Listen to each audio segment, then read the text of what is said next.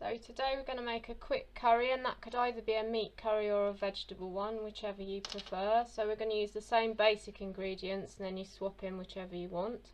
So I've got a cooked chicken thigh or some vegetable based protein which is made from beans, or you could use tinned meat if you wanted as your protein food. I've got a selection of fresh vegetables or frozen, so you could use a handful or a couple of handfuls of frozen veg.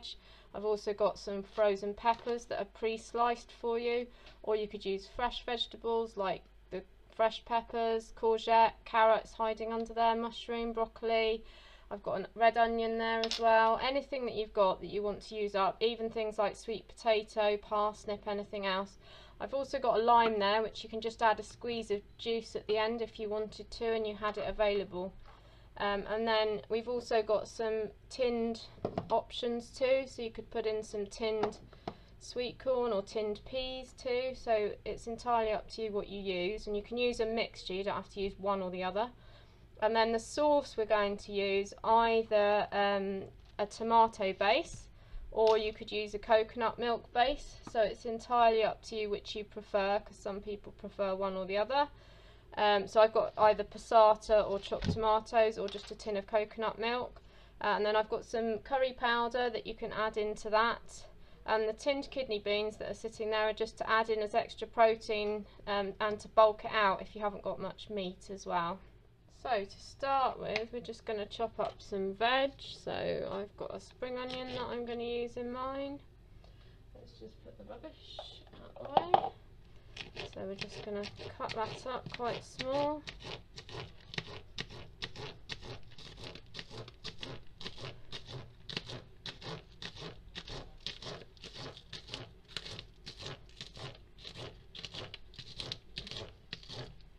Okay, just pop that in that bowl. I'm going to put these few frozen peppers that I had in. I'm going to use this mushroom. Just peeling the mushroom. There we go, just to get rid of any bits on the outside. You can use the stalk as well, so I'm going to chop that up and pop that in as well, so we don't waste it. Okay, I'm just going to try and chop everything so it's roughly the same size. So you could do a really chunky stew, or you can do just curry, sorry, or you can do a really nicely, neatly chopped one. So the pepper I've got here, I'm going to use a bit of pepper as well, fresh pepper too. This I'm going to cut a bit smaller because the frozen one's already a bit softer.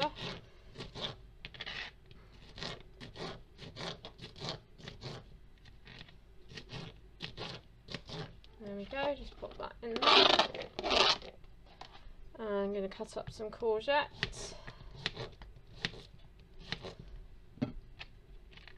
Going to cut that into a sort of a dice.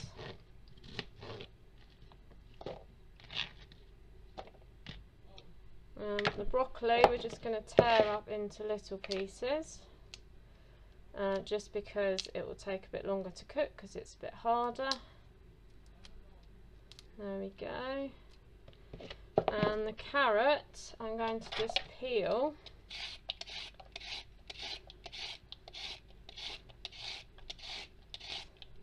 There we go, I'm just going to cut the ends off. And then I'm actually going to use the peeler again to just peel off some strips. And this means that the carrot will cook nice and quickly because it is very hard, and so it would take the longest if you diced it or sliced it. There we go, so that's what I'm going to use today. And then I'm going to use chicken in mine, but I'm also going to put some of this tinned vegetables in.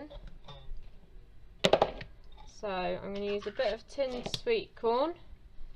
So I'm just going to get a spoonful out. I'm just going to drain that. Just pop a couple of spoonfuls of those in. If you're using the tinned veg, it will already be softer, so you won't need to cook this for so long. And then we're also, so I'm using cooked chicken. So I'm just taking the skin off the chicken, which I'm not going to use. And then I'm just going to break it into small pieces. There is a bone in this chicken thigh. If you're using cooked chicken, you can only reheat it once, so you need to serve this as soon as it's cooked and you won't be able to reheat it again. If you were using fresh chicken, I have put on the recipe how you could cook that. So yeah, so let me just get the bone out and just break it up into little pieces so it's nice, and you can chop it if you prefer, but because of the bone I tend to prefer to pull it off with my fingers, but that is an option as well if you wanted to. So let's just keep going and get these last bits of chicken off. You want to make sure you've got all the meat out and the bone comes out nicely as well. I'm just going to break that up into nice little pieces. Okay, pop that in there.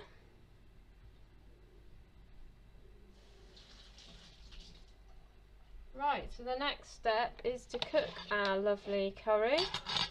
So all we're going to do is pop this veg into a pan and then just let it cook down slightly to start with. So I'm just going to show you how to do that. So to cook the curry, we're just going to pop the veg, as I mentioned, and the cooked chicken in the pan. Okay, this is a really nice easy curry.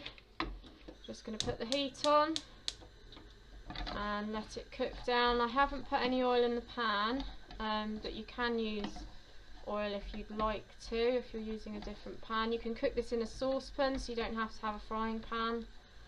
I tend to use a frying pan just because you can get more heat across the bottom of the pan, so it actually cooks quicker. So it saves time. So look how nice and colourful it is, all those different coloured veg we've put in. Add to the extra, all the different vitamins, so that would be nice. I'm just going to stir it around, keep it moving. You can hear it sizzling a bit and we don't want it to actually burn. And then what we're going to do is add a bit of curry powder, and you need to just dry fry. So with the veg at this point, we're just going to fry the curry powder in. I'm using medium curry powder, so I'm going to put in about a teaspoon and a half, a couple of teaspoons. If you're using mild, you might want to put more in, or if you're using hot, you might want to put less in. So it's entirely up to you, and obviously you can adjust it depending on whether you like hot or mild curries as well. So there's loads of different options, and you can add other things in as well. You could add in a pinch of chili powder, you could add in a dash of soy sauce if you wanted to, just to give it a bit of extra flavour, but you don't have to add anything extra in. And then, like I say, I'm going to use coconut milk today, but you could actually put in a tomato sauce, so you could use your passata, chopped tomatoes, or you could even use like a tomato soup if you had one. You haven't got to use what I'm using.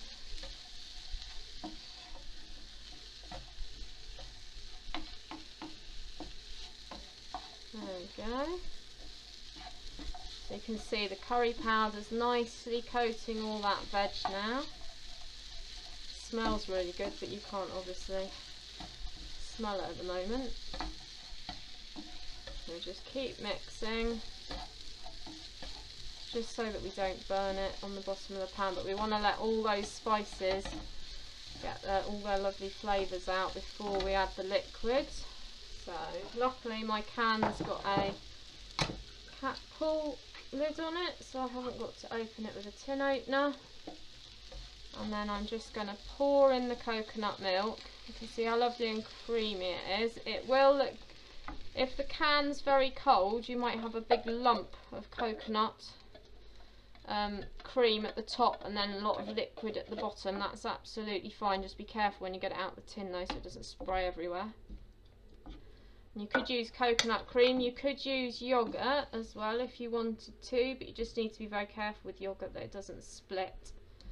You could use a creme fraiche if you had one of those as well. So there's lots and lots of different things you can put in. Those would all give you like a creamy, cormery type sauce. And then we're just going to cook it down for a little bit, because as you can see the sauce is quite runny at the moment, which you might like because you might like it to have lots of liquid on your rice. Or you could serve it with couscous if you had couscous as well. So again, different options. Or you can have it in a jacket potato if you haven't got rice or couscous. So there's various things you can do. So we're just going to let that simmer now for about 5-10 minutes and just reduce down so that a lot of that liquid has gone. And obviously if you like a thick sauce, you'd cook it down for a little bit longer than that as well. So I'm just going to leave that to bubble away. Let's bring it up to the boil first, and then we're going to turn it right down. So we're just waiting for it to bubble, which you can see starting to move a little bit. See around the edges where it's starting to bubble up. And then once it does, we'll just turn it down a little bit to a simmer. And then you can just stir it every so often, so that you don't have to stand watching it the entire time. There we go. Still looking nice and colourful. And obviously the shorter time you cook the vegetable, the better the colour will be as well. So, because you don't want to cook it for too long, because all those lovely vitamins get destroyed. Right. So it's starting to bubble, you can see now around the edges and a little bit in the middle. So I'm just going to turn it down a little bit and just leave it for 5 minutes or so.